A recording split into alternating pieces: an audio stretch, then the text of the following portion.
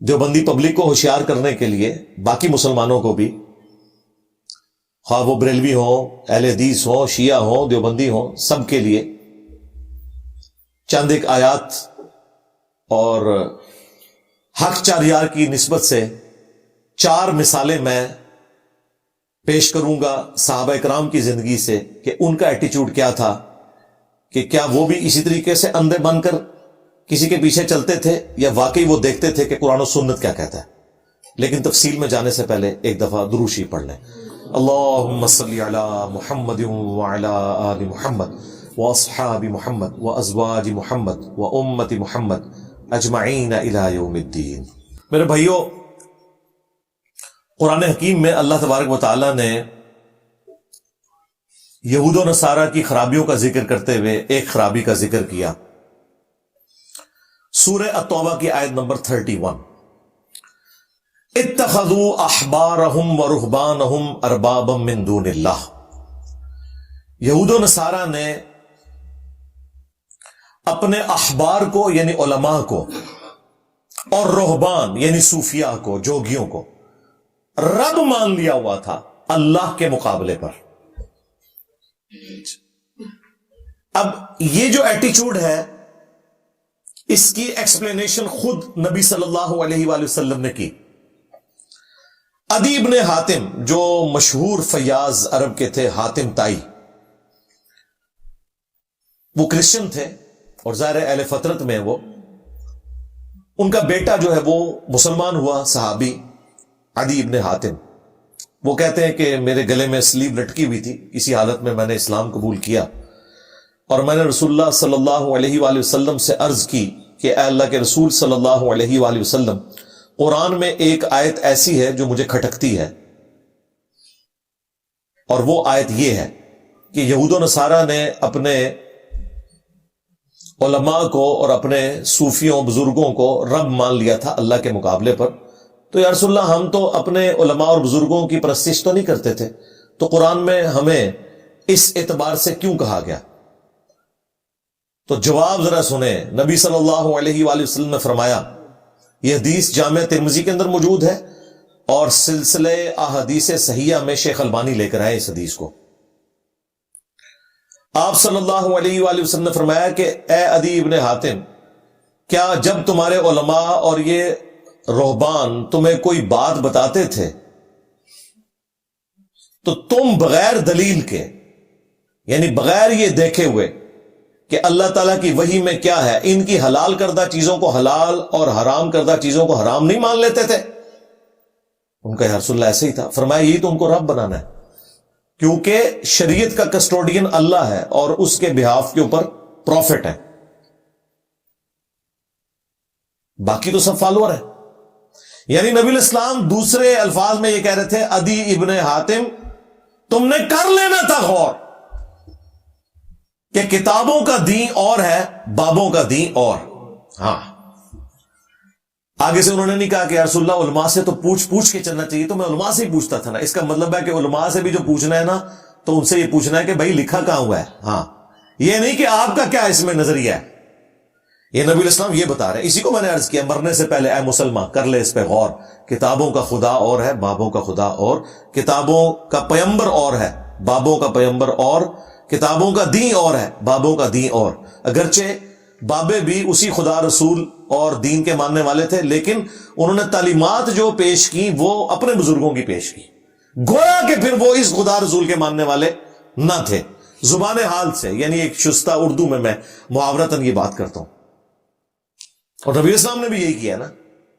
Direct تو وہ عبادت کوئی نہیں کر رہے تھے، لیکن نبی اسلام نے کہا یہی ان کو رب بنانا ہے کہ ان کی بات کو بغیر تحقیق کے مان لو۔ تو بھائی جب ہم کہتے ہیں کہ تمہارے بزرگوں کا خدا اور ہے، تو یہ ان کو رب ماننا ہے، بزرگوں کو۔ تمہارے بزرگوں نے اپنے بزرگوں کو رب مانا ہوا تھا، یہ نبی اسلام نے ڈیفینیشن کی ہوئی ہے کہ کتابوں کا خدا اور ہے، بابوں کا خدا اور۔ دیکھیں نا، وہ عدی بن حاتم کہہ رہے ہیں میں تو نہیں پوچھ رہا، یہ مجھے کہتے ہیں نا، انجینئر صاحب کہتے ہیں ہمارے بابوں کا خدا اور ہے۔ تو عدی بن حاتم نے کیوں نہیں رسول اللہ کو کہا کہ یا رسول اللہ یہ آپ ہمارے اوپر جھوٹا الزام لگا رہے ہیں؟ انہوں نے سوال کے انداز میں پوچھا کہ ہم نہیں پوچھتے تھے، آپ نے فرمایا گویا کہ پوچھتے ہی تھے۔ جب ان کی بات کو بغیر دلیل کے مانتے تھے کہ وہی میں کیا لکھا ہے، گویا انہی کو پوچھ رہے تھے۔ ثابت ہو گیا جی؟ ہاں۔ اور نبی علیہ السلام کی یہ تربیت اللہ نے کی ہے قرآن میں. ایتونی بکتاب من قبل ھذا او اثارۃ من علم ان کنتم صادقین. اے نبی ان سے فرماؤ کہ اگر تم نے کوئی دلیل پہ مجھ سے بات کرنی ہے، قرآن کو نہیں مانتے، تو ایتونی بکتاب من قبل ھذا، اس کتاب سے پہلے کوئی اور کتابیں ہیں نا وہ لے آؤ میرے پاس. او اثارۃ من علم، یا علم کے آثار، کوئی انبیاء کی وحی، کوئی انبیاء کی سنت، احادیث چلتی آ رہی ہوں وہ لے آؤ. جو لوگ کہتے ہیں نا سنت کا ذکر قرآن میں کہا ہے، اس میں موجود ہے. یا کتاب لے آؤ یا انبیاء کے آثار لے آؤ اگر تم سچے ہو. تو نبی علیہ السلام کی اللہ نے خود تربیت کی ہے کہ کتابوں سے بات کرنی ہے. یہ نہیں کہ بزرگ فرماتے ہیں اور بابے فرماتے ہیں. تو الحمدللہ یہ جو آیت مبارکہ ہے کہ لاؤ میرے پاس کوئی کتاب یا علم کی بات، ایتونی بکتاب من قبل ھذا او اثارۃ من علم، یعنی کتاب بھی اور علم بھی. اسی کو میں نے عرض کیا کہ نہ میں وابی نہ میں بابی، میں ہوں مسلم علمی کتابی. ہاں کہتے کتنے لکھے ہے؟ قرآن لکھے ہے. ایتونی بکتاب من قبل ھذا او اثارۃ من علم. ہم مسلم ہیں کتاب اور علم کے مطابق چلنے والے ہیں، نہ کہ بزرگوں کی گستاخانہ تعلیمات، ان کی ذاتی خرافات پہ چلنے والے ہیں. اور پھر اللہ کے محبوب صلی اللہ علیہ وآلہ وسلم نے اپنی امت کو یہی چیز ٹرانسفر کی ہے. المستدرک للحاکم میں حدیث موجود ہے. اپنے بعد دو چیزیں چھوڑ کے جا رہا ہوں جنہیں مضبوطی سے پکڑ لو گے کبھی گمراہ نہیں ہوگے. ایک اللہ کی کتاب ہے اور دوسری اس کے رسول کی سنت صلی اللہ علیہ وآلہ وسلم. اور صحیح مسلم میں اوپر تلے 4 احادیث ہیں، اس میں قرآن اور اہل البیت کا ذکر ہے. 2 بھاری چیزیں چھوڑ کے جا رہا ہوں. پہلی چیز اللہ کی کتاب ہے، اس میں ہدایت ہے، اس میں نور ہے. تم اللہ کی کتاب کو پکڑو، اپنا تعلق اس کتاب کے ساتھ مضبوط کرو. اللہ کی کتاب اللہ کی رسی ہے، جو اسے پکڑے گا ہدایت پر ہوگا، جو چھوڑ دے گا گمراہ ہو جائے گا.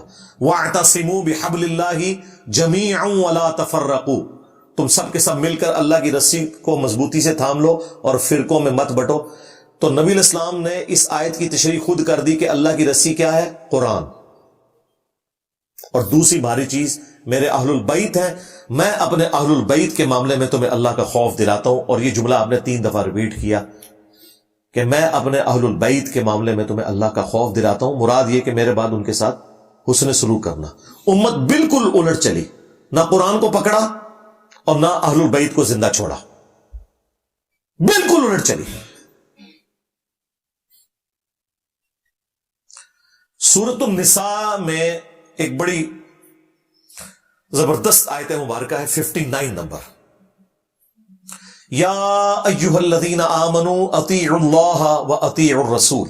اے اہل ایمان، اطاعت کرو اللہ کی اور اطاعت کرو اس کے رسول کی. وَأُولِي الْأَمْرِ مِنْكُمْ، اور اپنے حکمران کی بھی. لیکن حکمران کے ساتھ اطاعت کا لفظ نہیں آیا. یہ فرق کیوں اللہ نے کیا؟ تاکہ یہ پتہ چل جائے کہ ایبسولوٹ اطاعت اللہ اور اس کے رسول کی ہے، حکمران کی ریلیٹو ہے. اطاعت کا لفظ اللہ کے ساتھ بھی ہے، رسول کے ساتھ بھی. اطیعوا اللہ واطیعوا الرسول. لیکن پھر تیسری دفعہ اطیع کا لفظ نہیں آیا. ویسے تو دوسری دفعہ بھی ضرورت نہیں تھی. اللہ کی اطاعت، رسول کی اطاعت تو ایک ہے. من یطع الرسول فقد اطاع اللہ. جس نے رسول کی اطاعت کی اس نے اللہ کی اطاعت کی. لیکن اللہ تعالیٰ نے فرق واضح کرنا تھا کہ 2 ہستیاں ہیں جن کی ایبسولوٹ اطاعت ہوگی، اللہ اور اس کے رسول کی. وَأُولِي الْأَمْرِ مِنْكُمْ، لیکن جو تم میں حکمران ہے اس کی بھی اطاعت ہوگی، خلیفہ وقت کی. اور اسی سے انہوں نے ڈیڈکٹ کرتے ہوئے نا اماموں کی تقلید بھی ثابت کی ہے. وہ کہتے ہیں اولو الامر میں صرف خلیفہ وقت نہیں داخل، ہمارے بڑے بڑے جو مجتہد حضرات ہیں، بزرگان دین ہیں، وہ بھی شامل ہیں. چلو ٹھیک ہے، کوئی مسئلہ نہیں، کر لو، تکے نہ لپا لو بچ، کوئی مسئلہ نہیں. اگے بڑھ. فَإِن تَنَازَعْتُمْ فِي شَيْءٍ، اگر تمہارا تنازع ہو جائے نا بزرگان دین کے ساتھ، خلیفہ وقت کے ساتھ، ظاہر تنازع اللہ رسول سے تو نہیں ہو سکتا، وہ تو کافر ہو گیا. فَرُدُّوهُ إِلَى اللَّهِ وَالرَّسُولِ، تو معاملے کو تم نے پلٹانا ہے اللہ اور اس کے رسول کی جانب. اب یہاں پہ یہ نہیں آیا کہ معاملے کو پلٹانا ہے بزرگان دین کی طرف، حکمران وقت کی طرف، خلیفۃ المسلمین کی طرف، خواہ وہ خلیفہ راشد ہی کیوں نہ ہو، نہیں کہا گیا۔ وہ میں آپ کو بعد میں مثال دوں گا کہ خلیفہ راشد نے بھی جہاں کہیں قرآن و سنت سے وہ ہٹے تو باقی صاحب نے ان کی اصلاح کر دی۔ اگرچہ خلیفہ راشد کے لیے تھا علیکم بسنتی و سنت الخلفاء راشدین المہدیین، لیکن اس کا مطلب کسی صحابی نے یہ نہیں لیا کہ خلیفہ راشد اگر قرآن و سنت کے خلاف کوئی فیصلہ کرے، بدنیتی کے اوپر نہیں، انجانے میں، تو ہم نے اس کے پیچھے چلنا ہے، نہیں، اس کی بھی اصلاح کرنی ہے۔ فَإِن تَنَازَعْتُمْ فِي شَيْءٍ، اگر تنازع ہو جائے تمہارا کسی معاملے میں تو معاملے کو پلٹانا ہے اللہ اور اس کے رسول کی طرف۔ إِن كُنتُمْ تُؤْمِنُونَ بِاللَّهِ، اگر تم اللہ پر ایمان لاتے ہو، وَالْيَوْمِ الْآخِرِ، اور آخرت کے دن کے اوپر ایمان لاتے ہو، ذَلِكَ خَيْرٌ وَأَحْسَنُ تَأْوِيلًا، اسی میں تمہاری خیریت ہے اور اسی کا انجام بہتر ہونے والا ہے کہ معاملے کو تم نے اللہ اور اس کے رسول کی طرف لوٹانا ہے۔ اگر حکمران وقت سے یا کسی بزرگ سے بھی جھگڑا ہو جائے تو اس سے واضح اشارہ مل گیا، بلکہ حکم مل گیا کہ ایبسولوٹ اطاعت اللہ اور اس کے رسول کی ہے عز و جل و صلی اللہ علیہ وآلہ وسلم، باقی سب کی ریلیٹیو ہے، ان کی نسبت سے ہے۔ اب میں آپ کو پریکٹیکلی اس کی حق چار یار کی نسبت سے 4 مثالیں دوں گا اور اسی پہ اپنی گفتگو کو کنکلوڈ کروں گا۔ پہلی مثال صحیح بخاری اور صحیح مسلم دونوں کے اندر موجود ہے۔ نبی علیہ السلام کی مبارک زندگی میں آپ نے ایک انصاری صحابی کو امیر مقرر کیا، ایک قافلہ کوئی روانہ کیا، کوئی جماعت بھیجی، ان کے اوپر ایک انصاری امیر لگایا۔ راستے میں اس امیر کو غصہ آیا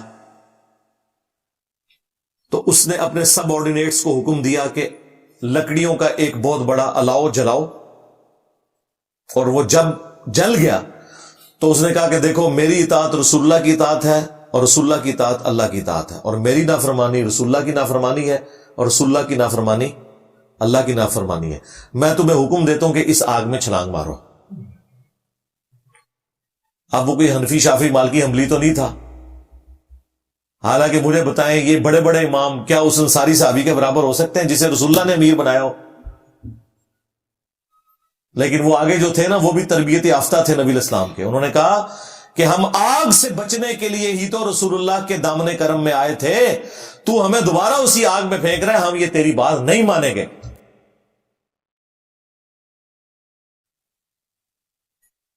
واپسی پہ یہ جھگڑا رسول اللہ کی خدمت میں جب پیش کیا گیا تو آپ صلی اللہ علیہ وآلہ وسلم نے فرمایا اگر تم اس کی بات مان لیتے، میرے امیر کی بھی، حالانکہ انہوں نے جو امام کھڑے کیے نا وہ رسول اللہ کے کھڑے کردہ امام نہیں ہیں، ہم ان کے احترام کرتے ہیں، لیکن ان کی طرف جو چیزیں غلط منسوب ہیں انہیں ہم غلط کہیں گے۔ جس طرح ہم حضرت عیسیٰ ابن مریم کا تو احترام کرتے ہیں، لیکن عیسیٰ ابن مریم کی طرف جو غلط عقیدے منسوب کر دیے کرسچنز نے، وہ ہم ماننے کے لیے تیار نہیں ہیں۔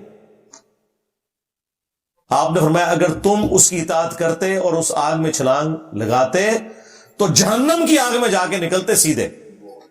پھر نبی علیہ السلام نے فرمایا اللہ کی نافرمانی میں مخلوق کی اطاعت نہیں ہے، مخلوق کی اطاعت صرف معروف میں ہے، منکر میں نہیں ہے۔ بالکل کلیئر کٹ عقیدہ۔ مجھے بتائیں اگر نبی علیہ السلام کا مقرر کردہ امیر اس کی تقلید نہیں ہو سکتی، اس کے پیچھے آپ اندھے بن کر نہیں چل سکتے، تو باقی تے کوئی وڈے تو وڈا امیر، کوئی بزرگ امام تے شاہی کوئی نہیں اس صحابی کے مقابلے پہ جس کے پیچھے نبی علیہ السلام کھڑے ہوئے۔ دوسری مثال بھی بخاری اور مسلم دونوں کے اندر موجود ہے۔ حضرت عمر فاروق رضی اللہ تعالیٰ عنہ کے دور میں خلیفہ راشد ہیں، پیروی کا حکم ہے، لیکن کہاں تک پیروی کا حکم ہے؟ جہاں تک قرآن و سنت سے وہ مطابقت رکھ کے چلے، جہاں کہیں ان سے مس ہینڈلنگ ہو، ظاہر انسان ہے، پھر ان کی پیروی نہیں ہے اس معاملے میں، بلکہ ان کی اصلاح کی جائے گی۔ وہ حدیث بخاری مسلم دونوں میں ہے، حسان ابن ثابت مسجد نبوی میں بیٹھ کے نعتیہ اشعار پڑھ رہے تھے، حضرت عمر اپنے دور خلافت میں وہاں سے گزرے، انہیں صرف تیکھی نظروں سے دیکھا، زبان سے کچھ نہیں بولا، لیکن وہ صحابی اگرچہ شاعر تھے، شاعر بڑے کمزور دل لوگ ہوتے ہیں، ان میں بہادری والا کوئی ایلیمنٹ ہی نہیں ہوتا اس طرح کا، اور پھر حضرت عمر سامنے کھڑے ہوں، ان کا عمر اس طرح مت دیکھ میری طرف، تجھ سے بہتر شخص مسجد میں ہوتے تھے، میں انہیں بھی نعت سناتا تھا، حضرت عمر نے بھی کوئی اپنی وہ نہیں کیا کہ شرمندگی بچانے کے لیے میں نے تکڑا ایسا کتنے بندے بیٹھے ہوئے اس ٹائم مسجد نہیں. ان کا جو تو نے سمجھا میں نے واقعی اسی نظر سے تجھے دیکھا ہے, مان لیا. کہا کہ اپنی اس بات کے اوپر گواہ لے کر آؤ. حضرت ابو ہریرہ پاس بیٹھے تھے, حضرت حسان نے ان کی طرف اشارہ کیا تو انہوں نے پھر گواہی دی, اے امیر المومنین میں گواہی دیتا ہوں کہ نہ صرف نبی علیہ السلام نے نعت اشعار سنے ان سے, بلکہ ان کے لیے دعا کی کہ اے اللہ روح قدس کے ذریعے حسان کی مدد فرما جس طرح تو نے عیسیٰ ابن مریم کی مدد کی تھی. وَأَيَّدْنَاهُ بِرُوحِ الْقُدُسِ. بلکہ مسلم میں تو الفاظ ہے حسان ہمارے تیر اور تلواریں اتنا زخم نہیں دیتے ان کافروں کو جو تیرے اشعار دیتے ہیں. کیونکہ عرب کے لوگ اپنی زبان کے اوپر بڑا ناز کرتے تھے نا, تو وہ پھر اشعار وہ کام کرتے تھے. دیکھیں نا ہمارا ایک شعر سب کو لے ڈوبا نہیں ہے, میرے نبی سا ہائی کوئی نہیں, تیرے بابے تھے شاہی کوئی نہیں. آپ دیکھیں نا اس کے اندر کتنی جان ہے. ہاں, انا النبی لا کذب انا ابن عبد المطلب, میں نبی ہوں اس میں کوئی شک نہیں, میں عبد المطلب کا بیٹا ہوں اس میں کوئی شک نہیں. یہ رجز پڑا تھا نبی علیہ السلام نے غزوہ حنین میں, تو اس میں جو جان ہے تو یہ اشعار کے اندر جان ہے. تو حضرت عمر فاروق رضی اللہ تعالیٰ عنہ نے جب یہ بات سنی وہاں سے چلے گئے. اس واقعے سے کتنے مدنی پھول نکلے. نمبر 1, کوئی بڑے سے بڑا انسان ہو, امام ہو, بزرگ ہو, صحابی ہو, خلیفہ راشد ہی کیوں نہ ہو, سیدنا عمر, ان کے ساتھ بھی ایسا ہو سکتا ہے کہ ان سے کوئی بات چھپی رہ جائے, کوئی حدیث ان تک نہ پہنچی ہو. تو تواڈے امام تے شاہی کوئی نہیں, کہتے نہیں ماموں کو نہیں تھا پتا, بزرگوں کو نہیں پتا. اور حضرت عمر کو حدیث کا نہیں پتا تھا, تو کیا حضرت عمر کا مرتبہ گر گیا؟ نہیں, یہ ہو سکتا ہے. نمبر 2, حضرت عمر نے یہ درس دیا کہ قرآن و سنت سے جو بھی دلیل پیش کرے پھر تم نے اپنی بزرگی کو نہیں دیکھنا. اگرچہ وہ خلیفہ راشد تھے, ان کی پیروی کا حکم تھا, لیکن اس وقت تک حکم تھا جب تک قرآن و سنت کے خلاف کوئی بات نہ ہو. حضرت عمر بیک فٹ پہ چلے گئے. نمبر 3, حضرت ابو ہریرہ کی گواہی کو انہوں نے قبول کیا. یعنی حضرت ابو ہریرہ حضرت عمر کے نزدیک ثقہ اور صدوق تھے. بعض غالی شیعہ کی طرف سے, رافضیوں کی طرف سے یہ اعتراض کیا گیا کہ ان کا کنفلکٹ تھا, وہ کنفلکٹ تھا, وہ معاملہ کوئی اور تھا. لیکن روایت حدیث میں حضرت عمر حضرت ابو ہریرہ کو ثقہ اور صدوق مانتے تھے, ان کی حدیثیں قبول کرتے تھے. اور چوتھا رزلٹ یہ نکلا کہ حسان ابن ثابت شاعر ہونے کے باوجود انہوں نے یہ پرواہ نہیں کی کہ میرے سامنے کون بندہ کھڑا ہے. قرآن و سنت کی روشنی میں انہوں نے ان سے اختلاف کرنے کی جرت کی. یہ بھی رزلٹ نکلا. 2 مثالیں ہو گئی. تیسری مثال سنیں. صحیح بخاری میں حدیث ہے, ایک صحابی کہتے ہیں کہ جنگ جمل کے دنوں میں مجھے ایک حدیث نے بڑا نفع پہنچایا کہ میں نے رسول اللہ صلی اللہ علیہ وآلہ وسلم سے یہ سنا تھا کہ جو قوم اپنی حکومت یا عمارت کسی عورت کے سپرد کر دے وہ کبھی فلاح نہیں پائے گی. جب کسرا کے لوگوں نے ایک عورت کو حاکم بنایا تھا تو نبی علیہ السلام نے اس پہ یہ ورڈکٹ دی تھی. میں نے ارادہ کیا کہ میں حضرت علی کے خلاف حضرت عائشہ کا ساتھ دوں, لیکن میں پھر حضرت عائشہ کی سپورٹ سے پیچھے ہٹ گیا کیونکہ نبی علیہ السلام کی حدیث مجھے یاد آ گئی کہ جب عورت کے حوالے حکومت ہو جائے تو وہ قوم فلاح نہیں پا سکتی. میں نے یہ رزلٹ نکال لیا کہ حضرت عائشہ اور ان کے ساتھی فلاح نہیں پائیں گے حضرت علی کے مقابلے پہ, تو میں پیچھے ہٹ گیا. اندازہ کریں صحابہ کرام کا یہ عقیدہ تھا کہ جسے فٹ اسے گفٹ.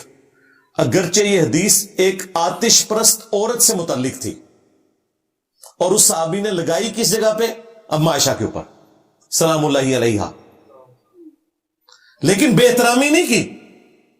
اس زمانے میں یہ نہیں ہوتا تھا اے بتاں لی آیتاں نے, اے کافراں لی آیتاں نے, اے وہابیاں لی آیتاں نے, اے سنیاں لی آیتاں نے. نہ, جو بھی جرم کرے گا وہ اس کیٹیگری میں فال کرے گا, وہ فٹ کر دیتے تھے. وہ کہتے تھے عمارت جو ہے نا وہ عورت کے سپرد نہیں ہونی چاہیے. بلکہ بخاری میں تو یہاں تک آیا کہ عمار ابن یاسر نے کوفے کے ممبر کے اوپر خطبہ دیا, اے لوگو سیدہ عائشہ بصرہ کے لیے روانہ ہو چکی ہیں، وہ دنیا اور آخرت میں تمہارے نبی کی بیوی ہیں، یعنی مرتبہ نہیں کوئی کام کر سکتا. ہاں ہم شیعان علی ہیں، عمار ابن یاسر والے. اما عائشہ دنیا اور آخرت میں ہماری ماں ہے، رسول اللہ کی بیوی ہیں، یہ مرتبہ ان سے کوئی نہیں چھین سکتا. لیکن ساتھ ہی عمار ابن یاسر نے کہا لیکن اللہ تمہیں آزمائے گا کہ تم اللہ کی اطاعت کرتے ہو یا عائشہ کی اطاعت کرتے ہو، کیونکہ حضرت علی کی اطاعت اللہ کی اطاعت ہے. کیوں؟ اطیعوا اللہ و اطیعوا الرسول و اولی الامر منکم. حق میں وقت ہے، مرتبہ بھی کم ہونے نہیں دیا. اور کتنا گاڑا فتویٰ، اللہ تمہیں آزمائے گا کہ تم اللہ کی اطاعت کرتے ہو یا عائشہ کی اطاعت کرتے ہو. بہت گاڑا فتویٰ ہے. لیکن صحابہ کرام کے زمانے میں اس طرح کی چیزوں کو گستاخی شمار نہیں کیا جاتا تھا، یہ علمی ڈسکشن کے طور پہ ہوتی تھی چیزیں. آج چونکہ سنی شیعہ کنفلکٹ ہے، لوگوں کو فوراً فکر پڑ جاتی ہے یہ ہو گیا وہ ہو گیا. 3 مثالیں ہو گئی، چوتھی مثال سنیں. صحیح مسلم میں حدیث ہے، عبداللہ بن عمر بن عاص خانہ کعبہ شریف کے سائے میں بیٹھے ہوتے ہیں. ایک تابعی عبد الرحمن بن عبد رب کعبہ آتا ہے اور وہ ان کے سامنے بیٹھ کے اطاعت امیر کے اوپر حدیث مکمل سنتا ہے، بڑی لمبی حدیث. اینڈ پہ وہ سوال کرتا ہے کہ حضرت یہ حدیث آپ نے خود رسول اللہ سے سنی تھی صلی اللہ علیہ وآلہ وسلم؟ وہ کہتے ہیں ہاں، میں نے نبی اسلام کو دیکھا، میرے کانوں نے آپ کی بات سنی، میرے دل نے آپ کی بات یاد رکھی. اس نے آگے سے پھر وہ بات کی جو ان کے لیے ذرا ہضم کرنا مشکل ہے. اس نے کہا آپ تو ہمیں کہہ رہے ہیں اپنے امیر کی اطاعت کرو، اور آپ کے چچا کا لڑکا معاویہ ابن ابی سفیان جو ہمارے امیر ہیں اور آپ کے چچا زاد ہیں، وہ تو ہمیں حکم دیتے ہیں ہم لوگوں کو ناحق قتل کریں اور لوگوں کا مال حرام طریقے سے ہڑپ کریں، جبکہ اللہ قرآن میں کہتا ہے. اس تابعی نے صحابی کو آیت سنائی، سورۃ النساء کی آیت نمبر 29، یا ایھا الذین آمنوا لا تأکلوا اموالکم بینکم بالباطل. اے اہل ایمان، حرام طریقے سے ایک دوسرے کا مال مت ہڑپ کرو. اور پھر اسی آیت میں آگے چل کے آتا ہے کہ ایک دوسرے کو ناحق قتل بھی نہ کرو. تو اللہ تو کہہ رہا ہے کہ آپ نے حرام خوری نہیں کرنی مسلمانوں کے ساتھ، نہ ناحق قتل والا معاملہ کرنا ہے، اور آپ کے چچا کا لڑکا معاویہ تو ہمیں کہتا ہے کہ ہم حرام خوری بھی کریں اور ناحق اپنے مسلمان بھائیوں کو قتل کریں. ہم اللہ کی بات مانیں یا اپنے امیر کی؟ اب یہ بات اتنی سخت تھی کہ عبداللہ بن عمر بن عاص خاموش ہو گئے تھوڑی دیر کے لیے. پھر سر اٹھا کر کہا کہ معاویہ کی اطاعت کرو ان معاملات میں جس میں وہ اللہ کے مطابق چلائے، اور جس میں وہ اللہ کی نافرمانی کرے تم معاویہ کی نافرمانی کرو رضی اللہ تعالیٰ عنہ. ہم تو ظاہر احترام سے ہی نام لیں گے. اور پھر انہوں نے فرمایا کہ آندہ کے بعد انجینئر کی ویڈیوز نہیں دیکھنی تم. یہ آج کل ایک اس میں ایڈ ہو گیا تشریح کے طور پہ، شرح کے طور پہ، حدیث میں نہیں تھا. کیونکہ میری حدیثیں بیان کردہ جو ہے وہ میں نے تو اس کے سامنے نہیں بیان کی ہوئی تھی حدیث تقتل الفیۃ الباغیہ. ہاں عمار تجھے ایک باغی جماعت قتل کرے گی، تو انہیں اللہ اور جنت کی طرف بلائے گا، وہ جماعت جہنم کی طرف بلائے گی. یہ میں نے تو حدیثیں انہیں پتا تھا یہ سب کچھ، اور وہ تابعی تھا. اور دیکھیں اس صحابی نے یہ بھی نہیں کہا کہ بھئی تم کسی صحابی کے اوپر اعتراض نہیں کر سکتے، تم تو جونیئر مسلمان ہو، تم تو تابعی ہو. اس زمانے میں اس قسم کی غلاظت نہیں ہوتی تھی. یہ حق چار یار کی نسبت سے میں نے آپ کو 4 مثالیں بیان کی. چلیں 5 تن پاک کی نسبت بھی پوری کر دیتے ہیں. 5ویں مثال سن لیں، جامعہ ترمذی میں موجود ہے. ایک شامی شخص آتا ہے اہل شام میں سے، اور عبداللہ بن عمر سے کہتا ہے کہ کیا حج تمتع کرنا جائز ہے؟ انہوں نے کہا جائز کیا، سنت ہے. سنت اس اعتبار سے کہ نبی الاسلام نے اگرچہ حج قران کیا تھا، لیکن حج قران میں بھی ایک ہی سفر میں حج اور عمرہ جمع ہو جاتا ہے. اس اعتبار سے آپ تمتع کرتے ہیں، نفع اٹھا رہے ہوتے ہیں. ان کا سنت ہے، نبی الاسلام نے ہمیں حکم دیا تھا. تو انہوں نے کہا کہ آپ کے والد تو منع کرتے تھے حج تمتع کرنے سے، اور وہ واقعی صحیح مسلم میں موجود ہے. اور صحابہ کرام بڑے سخت ناراض تھے حضرت عمر سے. وہ جو عمران بن حسین ہے نا صحابی، جن کے بارے میں مسلم شریف میں ہی آتا ہے کہ انہیں فرشتوں کا سلام سنائی دیتا تھا، یہ ان کی کرامت تھی. اسی حدیث میں، وہ کٹھی حدیث ہے، اسی میں وہ کہتے ہیں کہ میں نے جب داغ لگوایا نا تو پھر مجھے سلام کی آواز آنا بند ہو گئی. پھر میں نے دوبارہ سے جب یہ معاملہ چھوڑا تو پھر مجھے سلام کی آواز آنا شروع ہو گئی. ان سے کوئی شخص آگے پوچھتا ہے کہ حج تمتع کے اوپر جو یہ سارا معاملہ ہوا ہے، تو وہ بڑے سخت ناراض ہو کے کہتے ہیں کہ حج تمتع کو تو کسی نے منسوخ نہیں کیا، نبی الاسلام نے کیا، حضرت ابوبکر کے دور میں ہوا، جب تک کہ یہ شخص حکمران بنا. یعنی اس طریقے سے انہوں نے حضرت عمر کا نام لیا. یہ صحیح مسلم شریف میں ہے.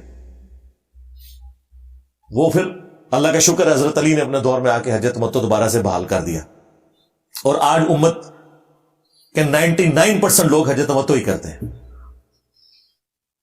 کیونکہ ایک سفر میں آپ حج اور عمرہ دونوں سے نفع اٹھا لیتے ہیں. مشرکین عرب جو ہے نا اس چیز کو گناہ سمجھتے تھے کہ حج کے دنوں میں کوئی عمرہ بھی ساتھ کرے. نبی الاسلام نے ان کی رسم توڑی کہ نہیں، میرے امتی دور دور سے آئیں گے، وہ بیچارے کیا بار بار سفر کریں گے، چلو ساتھ عمرے کا بھی ایک ان کو پیکج دے دیا جائے. صرف اس کے اگینسٹ پھر یہ ہوگا کہ وہ قربانی کریں گے، کیونکہ ایک سفر میں انہوں نے تمتع کیا ہے عمرے سے بھی حج کے ساتھ، تو وہ قربانی کریں گے. وہ قربانی حج کی قربانی نہیں ہوتی، وہ حج اور عمرہ کو جمع کرنے کی قربانی ہوتی ہے. اس لیے حج جو افراد ہے نا، جس میں اکیلا حج ہوتا ہے، اس میں قربانی بھی نہیں ہوتی، کیونکہ اس میں آپ ساتھ عمرہ نہیں کر رہے ہوتے. تو ترمذی کے الفاظ ہیں، ابن عمر رضی اللہ تعالیٰ عنہ سے جب اس شامی نے کہا نا کہ آپ کے والد تو منع کرتے تھے حج تمتع سے، انہوں نے کہا مجھے بتاؤ اگر کسی بات کا رسول اللہ حکم دیں اور میرا والد کوئی اور بات کرے تو کیا میرے باپ کی بات مانی جائے گی یا رسول اللہ کی بات مانی جائے گی؟ اس نے کہا حضور کی بات مانی جائے گی. تو انہوں نے کہا پھر حضور تو کرتے تھے، آپ نے حکم دیا تھا. اچھا وہ کتنا ہوشیار تھا، وہ اس نے پہلے منوایا حضرت عبداللہ بن عمر سے. کیسے منوایا کہ جی حج تمتع جائز ہے نا جی، تاکہ بعد میں بتایا کہ تو ابا جی نے بھی اس طرح کیتا سی، اور وہ ایکسپیکٹ کر رہا تھا کہ شاید ابے کی دھونس سن کے تو عبداللہ بن عمر بیک فٹ پہ چلے جائیں گے. انہوں نے کہا نہیں، میرا باپ بھی اگر کہے تو اس سے کیا فرق پڑتا ہے. کسی نے نہیں کہا کہ آپ کے ابا جنہوں نے رومن اور پرشین امپائر کو گرایا، امیر المومنین، خلیفہ راشد، اور آپ ان کے بارے میں یہ بات کر رہے ہیں کہ ان کی بات نہیں مانی جائے گی. ان کو پتا تھا رسول اللہ کے مقابلے میں بات ہو رہی ہے. یہی تو ہم نے عرض کیا، میرے نبی سا ہے ہی کوئی نہیں، کوئی بڑے سے بڑا بابا بزرگ شاعر ہی کوئی نہیں نبی کے مقابلے پہ، ہمارے مقابلے پہ نہیں. خود انہوں نے یہ ہمیں بتایا تھا جی، کوئی بڑے سے بڑا غوث قطب ابدال کوئی ولی ہو کسی صحابی کے گھوڑے کے قدموں کی خاک نہیں، کہتے تھے نا. اور تم تو اپنے بابوں کو جانوروں سے بھی بدتر کہتے تھے. ہم تو صرف کہتے ہیں میرے نبی سا ہے ہی کوئی نہیں، تیرے بابے تشائی کوئی نہیں، یعنی ہمارے نبی کے مقابلے پہ. اور تم تو کہتے تھے تمہارے بابے صحابہ کے جانوروں سے بھی بدتر ہیں. اس وقت نہیں کسی کو خیال آیا کہ یہ گستاخی ہو رہی ہے بابوں کی. دیکھا کتنے گیا دماغ. انجینئر صاحب کوئی بھی بات کرتے نا وہ فوراً تختہ مشق بن جاتی ہے، حالانکہ اس سے ورسٹ فارم میں ان کے بزرگوں کے ہاں وہ چیزیں ایگزسٹ کرتی ہیں. یہ میرا فیوریٹ ٹاپک ہے، اس پہ بہت کچھ بولا جا سکتا ہے. جس سے شوق ہے تو مسئلہ 197 میرا دیکھے، اسی ٹاپک کے اوپر ہے. ایک اور ویڈیو ہے میری تقلید کے نام کے اوپر، ڈرامہ بازی، اور کافی ساری ویڈیوز میری اس حوالے سے موجود ہیں. میں نے یہ ساری باتیں کنکلوڈ کرتے ہوئے اس لیے کی تاکہ آپ کو اوورال عقیدہ پتہ چلے. یہی باتیں میں پچھلے 15 سال سے کرتا آ رہا ہوں سکیٹرڈ فارم کے اندر، لیکن جب اس طرح کی کوئی چیز سامنے آتی ہے تو پھر ایک موقع مل جاتا ہے کہ پھر دوبارہ سے وہ چیزیں ریکال کی جائیں، جو بکھری ہوئی تھیں ایک جگہ دوبارہ سے جمع ہو جائیں، تاکہ ہم ختم نبوت صلی اللہ علیہ وآلہ وسلم کی برکت سے رسول اللہ صلی اللہ علیہ وآلہ وسلم کی بھولی بھالی امت کو ان بزرگوں کے چنگل سے نکال کر اس شخص کے قدموں میں لے آئے جس کی قبر مدینے میں ہے، صلی اللہ علیہ وآلہ وسلم. صلو علی محمد وآل محمد، اللہم صلی علی محمد وعلی آل محمد واصحاب محمد وازواج محمد وامت محمد اجمعین الی یوم الدین، آمین.